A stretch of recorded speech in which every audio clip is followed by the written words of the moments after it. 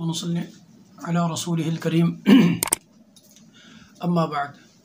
अस्सलामु अलैकुम व रहमतुल्लाहि व बरकातुहू। मोहतरम नाज़रीन व सामिईन, आज हम ज़िक्र करेंगे जिन्नात को हाजिर करके तशख़ीस करने के मुताल्लिक़ कि आप मरीज़ की तशख़ीस कैसे करेंगे। यानी मरीज़ को आपने चेक करना हो तो आप मरीज़ को चेक कैसे कर सकते हैं कि इंसान पे जादू है या जिन्नात हैं या तावीज़ात का मसला है या फिर इसके अलावा कोई मसला है, तो आपने उसकी तशख़ीस कैसे करनी है। ये आज इंशाअल्लाह आज की वीडियो के अंदर हम ये ज़िक्र करेंगे। तो आपने करना ये है, सबसे पहले आपने बेहतर तरीका है कि आप खुले आसमान के नीचे बैठें, मरीज़ को अपने सामने बिठाएं, आप भी दो जानों हों और मरीज़ को भी दो जानों बिठा लें। अब आपने करना क्या है कि अल्लाह रब्बुल इज़्ज़त के नाम हैं, आपने उनको पढ़कर उस मरीज़ पर दम करना है। उससे आप तशख़ीस कर पाएंगे कि इस मरीज़ पर जिन्नात हैं या जादू का मसला है या जिस्मानी अमराज है। अब उसमें सबसे पहले अलामत सुन लें कि अगर जिन्नात का मसला होगा तो इंशाअल्लाहुल अज़ीज़ जिन्नात फ़ौरन हाजिर हो जाएंगे, हाजिर होकर आपसे बात करेंगे, आप जो उनको हुक्म देंगे इंशाअल्लाहुल अज़ीज़ आपकी वो मानेंगे। दूसरा, अगर जिन्नात का मसला ना हो, जादू का मसला हो, तो आपके दम करने से जिन्नात हाजिर यानी उसके ऊपर हाजिरी नहीं होगी, लेकिन उसकी कैफियत बदल जाएगी। कैफियत कैसे बदलेगी कि उसे जमाइयाँ आना शुरू हो जाएंगी या उसके सर में दर्द शुरू हो जाएगा, उसका चेहरा सुर्ख हो जाएगा या उसकी गर्दन के अंदर यानी पट्ठों के अंदर खिंचाव पैदा हो जाएगा या उसके अंदर उसके ऊपर जो है ऊँग तारी हो जाएगी, यानी नींद की कैफियत सी बन जाएगी, आंखें बंद हो जाएंगी। अगर इस सूरत के अंदर हो तो आप यानी ये सिर्फ है तशख़ीस के मुताल्लिक़ कि आप जान लें कि उसके ऊपर सहर का मसला है, जादू का मसला है। तो अगर आप देखें कि उस पर जिन्नात हाजिर हो चुके हैं, यानी अगर जिन्नात का मसला होगा तो यकीनन जिन्नात हर सूरत में हाजिर होंगे। और सिर्फ मरीज़ पे नहीं, बल्कि अगली बात भी कहता चलूँ कि अगर आपने किसी और का यानी जैसे बिलफर्ज घर में कोई औरत है, बापर्दा है, आपने उसको चेक करना है, तो आप उस घर में किसी नाबालिग बच्चे या बच्ची उनको बुलाकर अपने सामने बिठाएं। बिठाने के बाद आप कागज़ लें, एक सफ़ेद कागज़ पर एक दायरा बनाएं जो बिल्कुल गोल हो। गोल दायरा बनाने के बाद उसमें आपने टोटल स्याही भर देनी है, बिल्कुल ब्लैक हो जाए, काला हो जाए। जैसे ही वो काला होगा तो आपने उस बच्चे के सामने रख देना है।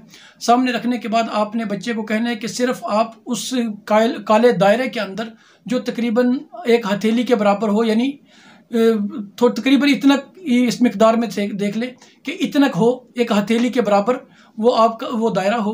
तो आप वो लगाने के बाद बच्चे को दिखाएं कि बच्चा उसकी दायरे के अंदर देखता रहे। जब वो देखेगा तो आप उस पर जो अल्फाज बताने वाला हूँ अल्लाह रब्बुल इज़्ज़त के नाम, आपने वो पढ़कर उस बच्चे पर या मरीज़ हो तो उस पर दम करना है। लेकिन दम करने के लिए इसमें शर्त एक ज़रूरी है। अगर आप बंद कमरे में बैठे हों या बाहर खुले आसमान के नीचे हों या किसी भी जगह हों, आपका तसव्वुर ये हो कि आप खुले आसमान के नीचे हैं। तसव्वुर बेशक चार यानी तय के अंदर मौजूद हों, बेसमेंट में मौजूद हो, या आप किसी भी बंद कमरे के अंदर हों, यानी करीब करीब आसमान नज़र भी ना आ रहा हो, तो उस सूरत में भी आपका तसव्वुर ये हो कि आप खुले आसमान के नीचे हैं। तो जब आप ये तसव्वुर करके सिर्फ़ और सिर्फ उन नामों को 11 मरतबा पढ़कर मरीज़ पर या नाबालिग बच्चे पर दम करेंगे, इंशाअल्लाहुल अज़ीज़ मरीज़ होगा तो उसके जिस्म में जिन्नात होंगे तो फ़ौरन हाजिर होंगे।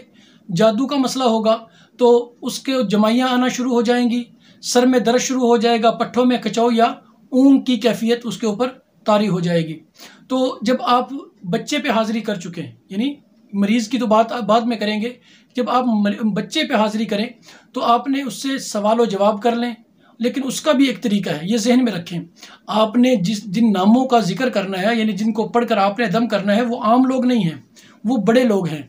तो आपने सबसे पहले जैसे ही आप बच्चे पे दम करेंगे, मुकम्मल तरीका बता रहा हूँ कि जैसे ही आपने बच्चे पे फूंक मार दी, अब उस काले दायरे के अंदर बच्चे को रोशनी नज़र आएगी, एक मामूली सी रोशनी जैसे ही बच्चे को नज़र आए तो बच्चे की ज़ुबान से आपने कहलवाना हो कि भाई बिल्कुल वाज़े होकर सामने हाज़िरी करो, यानी बिल्कुल वाज़े हाज़िरी करो। जैसे ही आप बच्चा अपनी ज़ुबान से अल्फाज अदा करेगा, वो जो काला दायरा होगा वो स्याही वाला इंशाअल्लाह अज़ीज़ मुकम्मल साफ़ होगा और इस तरह बच्चे को महसूस होगा जैसे उसके सामने टीवी चल रहा हो।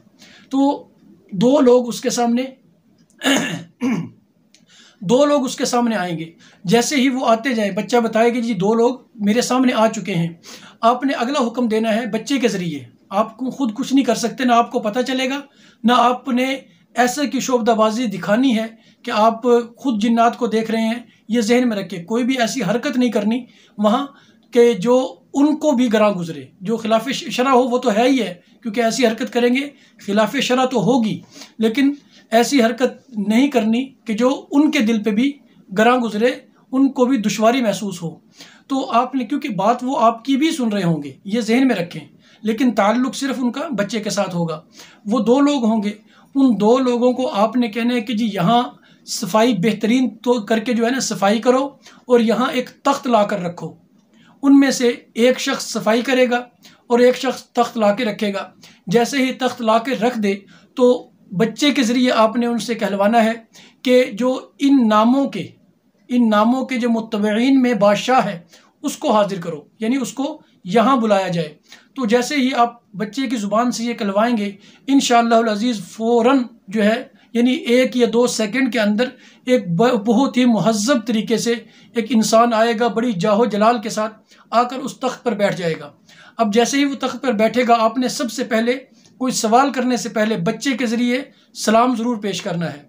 आपने उसको अस्सलामु अलैकुम ज़रूर कहना है। आप जब जैसे ही सलाम करेंगे वो आपके सलाम का जवाब देगा। अब दूसरी बात ये देख ले कि जब बादशाह मौजूद हो, यानी आ जाए, तख्त पर बैठ जाए, फिर बच्चे से कहलवाने की ज़रूरत नहीं है। उसके आने से पहले आप मजबूर हैं, आपने बच्चे के ज़रिए बात करनी है। लेकिन जब वो बादशाह मौजूद होगा तो फिर आप जैसे ही अपनी ज़ुबान से अल्फाज अदा करेंगे, बादशाह जवाब देगा जी किसी, लेकिन उसकी बात सिर्फ बच्चा सुनेगा, आप नहीं सुन पाएंगे, आपकी बात वो सुनेगा। तो आपने उनसे सवाल करना है कि जी फ़लाँ मरीज़ है, यानी कमरे के अंदर है, फ़लाँ औरत है, फ़लाँ नाम की औरत है, या इस घर के अंदर जो मसाइल हैं वो किस वजह से हैं। जब आप यानी आप जो अमल जानते हैं, अमल करना जानते हैं, या जो हाज़िरी कर चुके हैं या करना जानते हैं, उनको बेहतर पता है किस तरतीब से सवाल करना होता है मौके के मुनासबत से। तो आपने उनसे सवाल करके अपने जो मतलूब होगा, जो आपने पूछना होगा, जो आपके अंदर जहन में सवाल होंगे, आपने उनसे बिला झिझक सवाल कर देना है कि मुझे इस मरीज़ के मुताल्लिक बताओ कि इस मरीज़ का मसला क्या है। क्या जिन्नात का मसला है, जादू का मसला है, या आसेब का मसला है, या तावीज़ात का मसला है। जो भी आप पूछेंगे इंशाअल्लाह अज़ीज़ फ़ौरन आपको, यानी 1-2 सेकंड के अंदर वो चेक कर फ़ौरन आपको बताएंगे कि इस मरीज़ का ये मसला है। अगर आप मुत्तकी होंगे, यानी आप नमाजी परहेज़ी होंगे, या आम अल्फाज में यूँ कहूँ कि अगर आप साहिब तरतीब होंगे, तो फिर आपको वो इसका इलाज भी खुद बता देगा। आपने उससे वैसे खुद से पूछना नहीं है, ये ज़हन में रखें। कोई भी बात आपने ऐसी नहीं करनी कि जिससे उसे यह अंदाज़ा हो कि ये आदमी खुद कुछ नहीं जानता, ये मेरा मोहताज बन के आया है। हाँ, पूछने तक जो है ये गुंजाइश है कि आप उससे पूछे जी आपकी दुनिया का मामला है, तो आप मुझे बताएं कि तकलीफ़ क्या है फ़लाँ मरीज़ को। तो वो बताएगा जी जिन्नात का मसला है, शयातीन का है, वो तकलीफ़ पहुँचा रहे हैं, तावीज़ात का है, इस तरह तावीज़ात किए गए हैं और इसको खिलाया गया है, या दफन किए गए हैं, या जलाया गया, मुकम्मल तौर पे आपको वो तफसील बता देगा। अब आपने उससे पूछना नहीं है कि जी मैं इलाज कैसे करूं, ये जहन में रखें। अगर आपने ऐसा सवाल किया तो वो आपको बिल्कुल जाहिल समझेगा और आपके सवाल का जवाब नहीं देगा और वहाँ से आपकी इजाज़त के बिना उठ के चला जाएगा। ये गौर से इस बात को जो है ना हर लिहाज से आपने जहन में रखना है कि आपने उसका इलाज का तरीका उससे नहीं पूछना, ठीक है। वो आपने खुद जो है तजवीज़ करना है कि आपने फिर इलाज कैसे करना है। दूसरा, जब आप मुकम्मल तौर पे मालूमात ले चुके हैं जो आप चाहते हैं, मरीज़ के मुताल्लिक तशख़ीस कर चुके, तो आप उससे फिर सलाम करें और उसे कहें कि जी अल्लाह आपके हिफाजत फरमाए, आप जा सकते हैं। जैसे ही आपकी ज़ुबान से अल्फाज अदा होंगे तो बच्चे के आंखों के सामने भी बिल्कुल अंधेरा हो जाएगा, यानी वो जो रोशनी होगी या लोग सामने होंगे वो मुकम्मल तौर पर गायब हो चुके होंगे। ये है नाबालिग बच्चे का। अगर आप मरीज़ पर हाज़िरी करते और हाज़िरी हो जाती है, यानी जिन्नात का मसला होगा, तो इंशाअल्लाह हाज़िरी ज़रूर होगी। हाज़िरी जब हो जाएगी तो फिर आपने उससे अपनी बात करनी है, जिस तरह आप मनवाना चाहें, जिस अंदाज़ में मनवाना चाहें। लेकिन ये बात ज़हन में रखें, मैंने पहले भी जिक्र किया कि जब भी आपने किसी जिन्नात से बात करनी है, जिन्नात में से किसी से बात करनी है, जब वो मरीज़ पे हाज़िर हो, तो उसमें एक चीज़ का बहुत ज़्यादा ख्याल रखना है कि आपने उसको आजिज़ करना है, आपने ख़ुद आजिज़ नहीं होना। ये जहन में रखें। अगर आप ख़ुद आजिज़ होगी, इसका मतलब क्या है कि अगर वो इंसान, यानी जिसके अंदर जिन्नात हाजिर हो चुके हैं, अगर वो इंसान आंखें बड़ी करके गुस्से के अंदर आप आकर आपको देखे, आंखें सुरख करके आप पे रौब डालने की कोशिश करे, तो ये जहन में रखें आपकी नज़र उससे नज़र, यानी नज़र हटनी नहीं चाहिए, नज़रों से नज़र मिलानी है। और अगर वो आंखें बड़ी करता है, आपका हक बनता है कि आप उससे बड़ी आंखें करके उसे दिखाएं। और अगर वो आपसे बात करने में आवाज़ को ऊंचा करता है, ज़ोर से बोलता है, तो आपने उससे भी ज़्यादा सख्ती से और ज़ोर से बोलना है। उससे ये होगा कि वो फ़ौरन जो है सहम जाएगा कि ये इंसान मुझसे ज़्यादा ताकतवर है, ये मुझसे डरने वाला नहीं है। जब आप उससे बात करें, मुआहिदा करें, अगर वो मान जाए आपकी बात और आप उसे भेजना चाहें, ये जहन में रखें वो आ जाएगा। अब भेजना कैसे है, आप सिर्फ ये कह दें कि जी चले जाओ, ये मुमकिन नहीं है।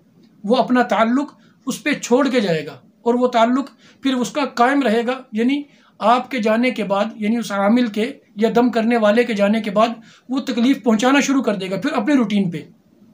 इसलिए जब आपने उसको अपनी बातचीत पूरी करने के बाद इजाज़त देनी है, तो उसका तरीक़ाकार ये होगा कि जो मैं नाम ज़िक्र करने वाला हूँ, उनमें से जो पहला नाम है वो आपने 11 मरतबा पढ़कर उस पर दम कर देना है। जैसे ही आप 11 मरतबा पढ़ के दम करेंगे, इंशाअल्लाह फ़ौरन जिन्नात जो है वो उसके जिस्म से निकल जाएगा। और ऐसा निकलेगा कि उसके जिस्म पे जो असरात जिन्नात के मौजूद होंगे वो मुकम्मल तौर पे ख़त्म हो जाएंगे।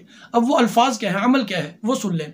वो अमल है कि आपने बिस्मिल्लाहिर्रहमानिर्रहीम, फिर 3 मरतबा या हफीज़ु, 3 मरतबा अल्लाह का नाम है या हफीज़ु, फिर 3 मरतबा या बदीउ, और चौथी मरतबा जो है आपने या बदीउल अजाइब बिल खैरी या बदीउ।